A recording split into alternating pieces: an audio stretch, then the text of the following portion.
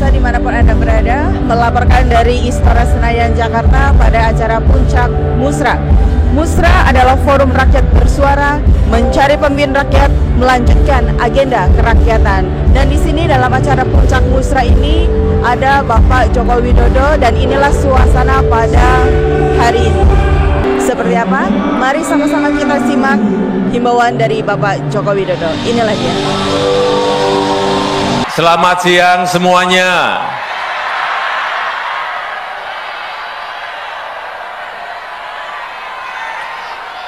Hari ini adalah puncaknya Musra, puncak Musra, puncak musyawarah rakyat Indonesia. Saya ingat dulu pertama kali diadakan di Bandung di bulan Agustus tahun 2022 dan saya hadir saat itu, dan saya tahu motivasi apa diadakannya Musra ini, karena sudah dilakukan 29 kali di lokasi provinsi-provinsi yang berbeda dan bahkan sekali di Hong Kong.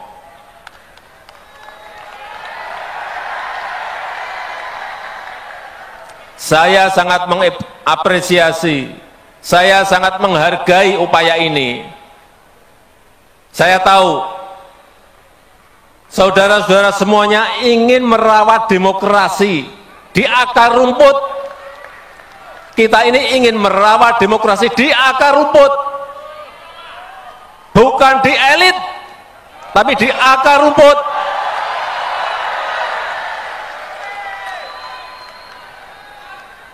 Saya tahu saudara-saudara semuanya ingin menyerap aspirasi rakyat, benar.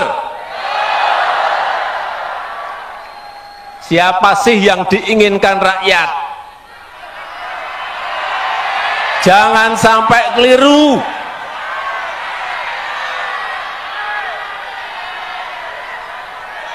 Dan saya tahu saudara-saudara ingin mencari, ingin menemukan capres dan cawapres yang benar dan tepat.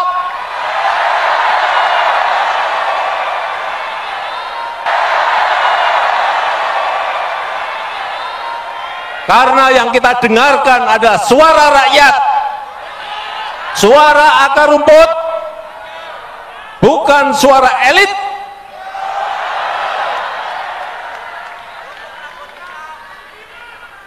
Kenapa ini dilakukan? Kenapa Musra ini dilakukan? Karena kita semuanya cinta negara ini. Karena kita semuanya cinta bangsa ini.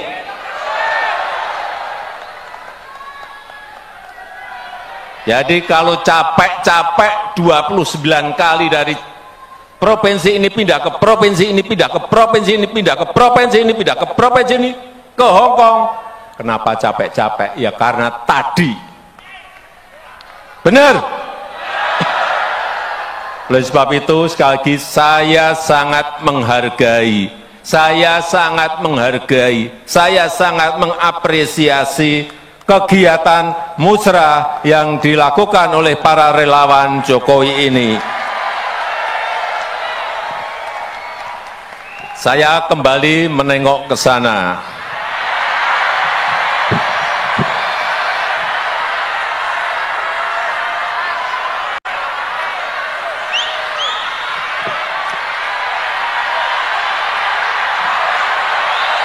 Agak miring sedikit.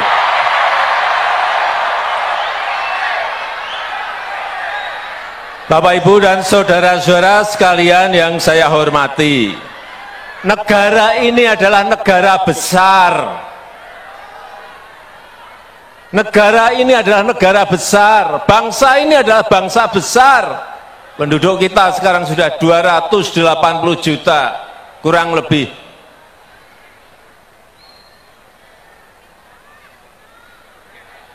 Ini negara besar, ini bangsa besar.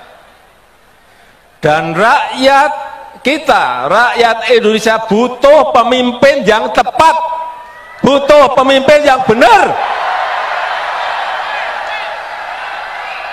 yang dekat dengan rakyat, yang paham hati rakyat, yang tahu kebutuhan rakyat, yang mau bekerja keras untuk rakyat.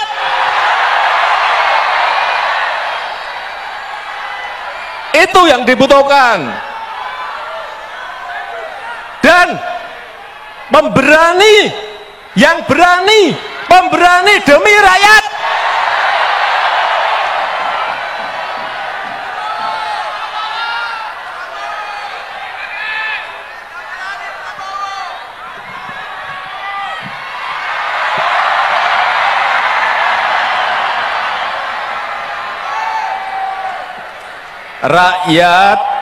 Rakyat butuh pemimpin yang paham, yang ngerti bagaimana memajukan negara ini.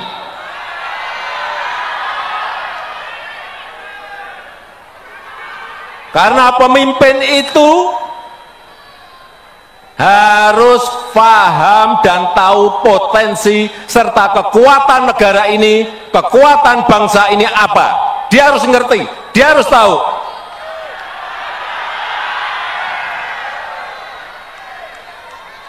Dan pemimpin itu harus tahu dan paham bagaimana memajukan negara ini, dari sisi mana, dan mampu memanfaatkan peluang yang ada. Bukan rutinitas, bukan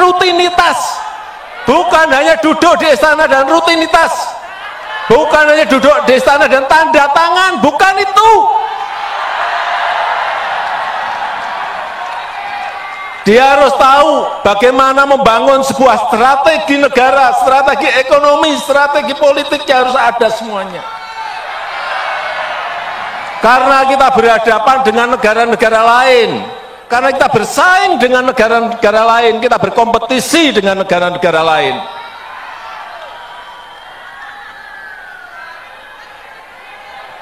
Dan Bapak Ibu dan saudara-saudara sekalian yang saya hormati, peluang kita menjadi negara maju, peluang kita menjadi negara maju itu ada dalam 13 tahun ke depan. Ini disampaikan oleh para pakar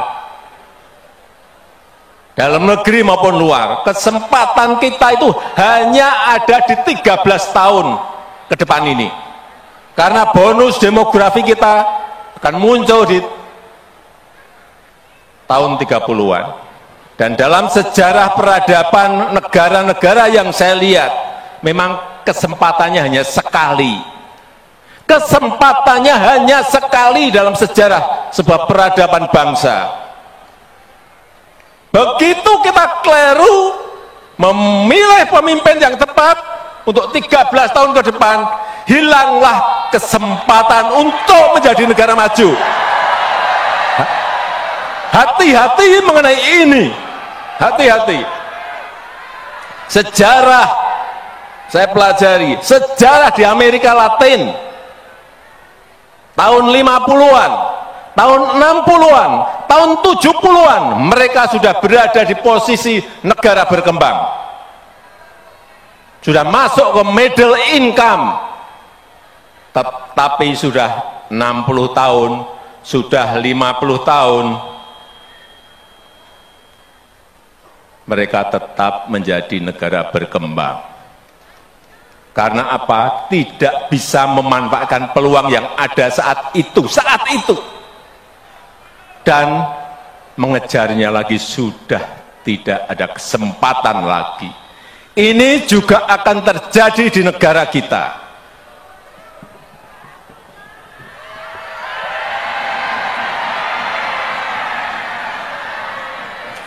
Begitu kita tidak bisa memanfaatkan waktu 13 tahun ini, ada yang namanya bonus demografi, dan kita tidak bisa memanfaatkan,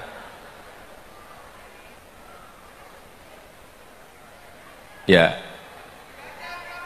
kita akan menjadi negara berkembang terus. Karena kesempatan itu tidak akan muncul dua kali dalam sejarah sebuah peradaban negara.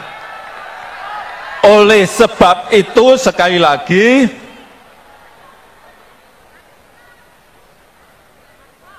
memilih pemimpin di tahun 2024 ini sangat krusial, sangat penting sekali, harus tepat dan benar. Oleh sebab itu saya bolak-balik menyampaikan,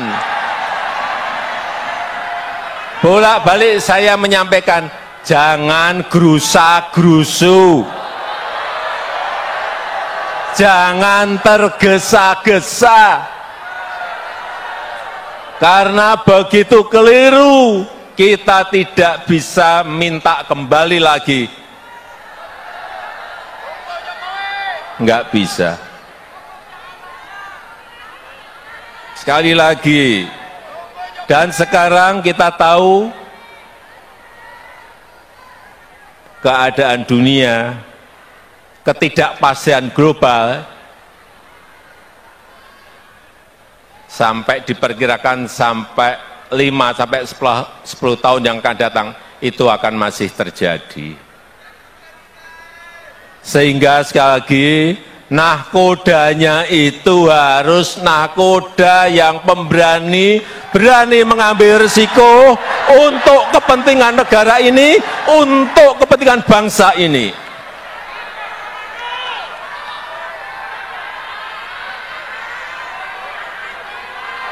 Kita tahu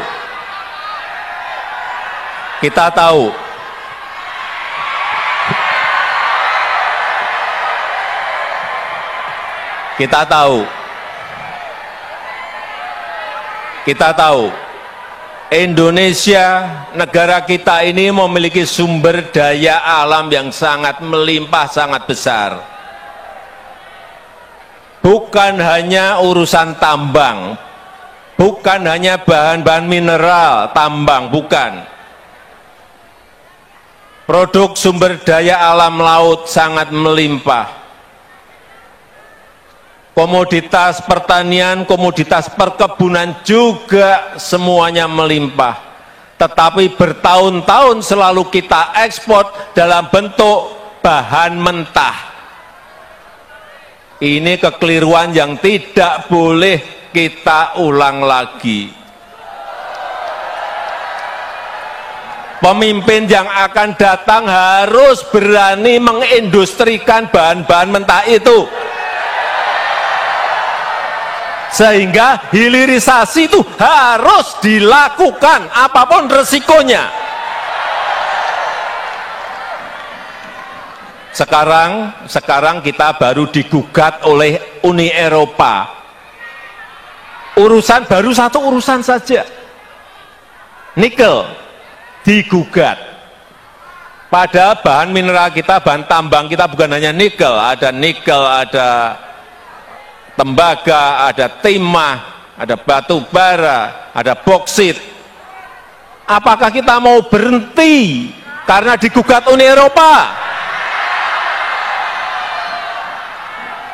Kalau pemimpinnya tidak berani, pasti mundur minta ampun. Digugat mundur langsung minta ampun. Ya itu enggak, jangan bermimpi negara ini menjadi negara maju. Itu baru bahan satu saja, belum nanti sumber daya alam laut, belum nanti komoditas perkebunan, belum nanti komoditas perkebunan bukan juga hanya satu, bukan hanya kelapa sawit, ada kopi, ada kakao, ada banyak minyak atsiri, banyak sekali yang masih bisa menjadi sebuah potensi dan kekuatan kita. Dan yang kita harapkan adalah semua nilai tambah itu ada di dalam negeri. Kalau bangsa kita, kalau kita belum bisa mengolah sendiri, mengindustrikan belum bisa, ya cari partner dari luar, nggak apa-apa. Negara itu yang paling penting, negara itu bisa mendapatkan pajak dari situ. Negara bisa mendapatkan PPh, mendapatkan PPN, dari ekspor, biaya ekspor, dari PNBP, penerimaan negara bukan pajak, bisa mendapatkan dari situ. Kalau mentahan kita hanya dapat apa? Dan yang paling penting satu, bisa membuka lapangan kerja yang seluas-luasnya untuk negara ini. Tapi kalau digugat nggak berani. Kalau digugat melempem. Ya nggak akan sampai kita menjadi negara maju. Jangan, sekali lagi saya nanti akan titip kepada pemimpin berikut, jangan takut digugat oleh negara manapun.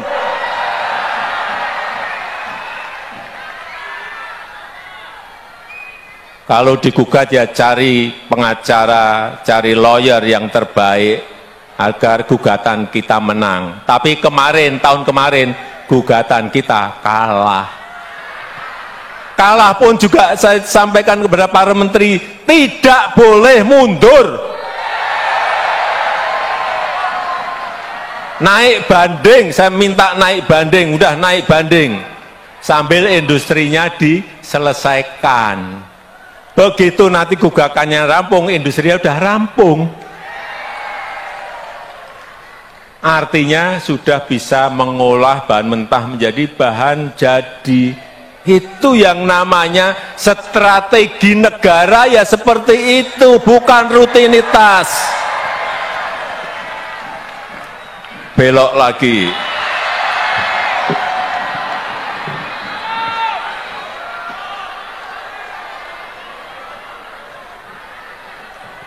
Oleh sebab itu, sekali lagi, ke depan negara ini butuh kepemimpinan yang kuat. Oleh sebab itu, ke depan negara ini butuh kepemimpinan yang kuat dan mampu menghadapi ketidakpastian dunia, mampu menghadapi ketidakpastian global.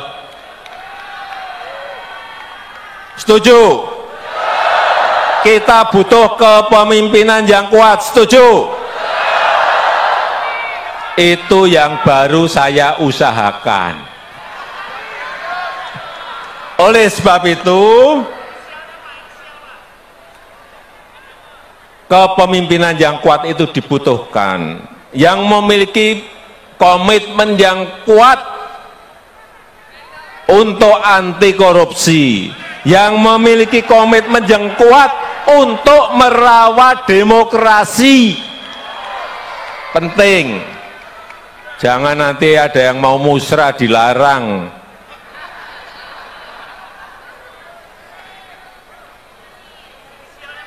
Inilah yang dibutuhkan oleh negara kita ke depan. Dan tadi di ruang tunggu para ketua menyampaikan pada saya beberapa nama yang terekam kuat.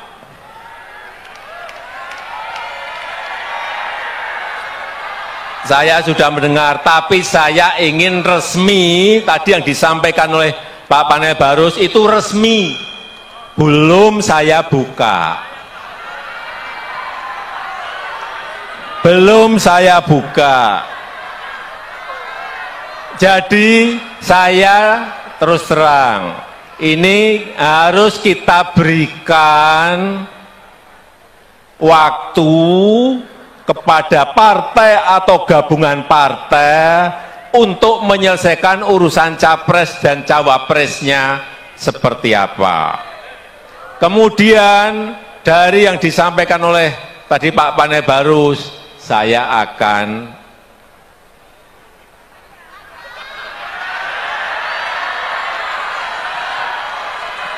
udah tahu kan maksudnya? Karena menurut konstitusi itu yang bisa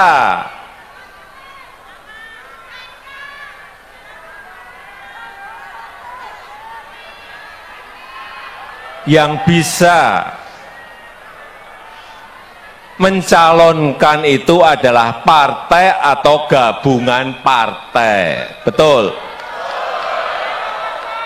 Sehingga itu bagian saya untuk memberikan bisikan kuat kepada partai-partai yang sekarang ini juga koalisinya belum selesai. Jadi kalau saya ngomong sekarang untuk apa? Itu yang namanya strategi, ya itu. Jangan tergesa-gesa, jangan gerusa-gerusu, jangan pengen cepet-cepetan, karena Belanda masih jauh. Tapi sekali lagi saya sangat menghargai apa yang sudah dilakukan oleh Musra dalam menjaring nama-nama yang diinginkan oleh rakyat kita.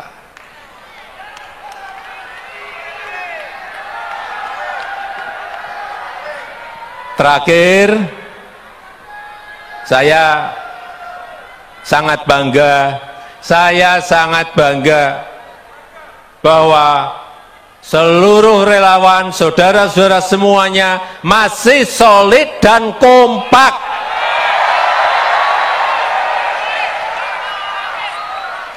Ini penting, karena kalau kita nggak solid dan kompak, kita ini akan dilecehkan, tahu?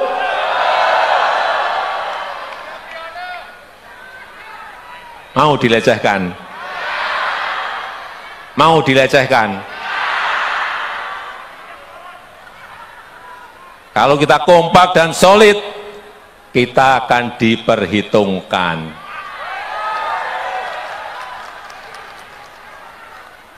Setuju?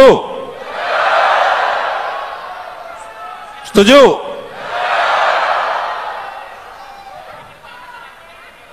Nanti pada saatnya, pada waktu yang tepat, saudara-saudara semuanya akan saya bisikin satu persatu, entah berapa juta. Bisikin satu-satu nanti. Ya, saya rasa itu yang ingin saya sampaikan. Terima kasih, selamat siang. Wassalamualaikum warahmatullahi wabarakatuh. Merdeka! Terima kasih.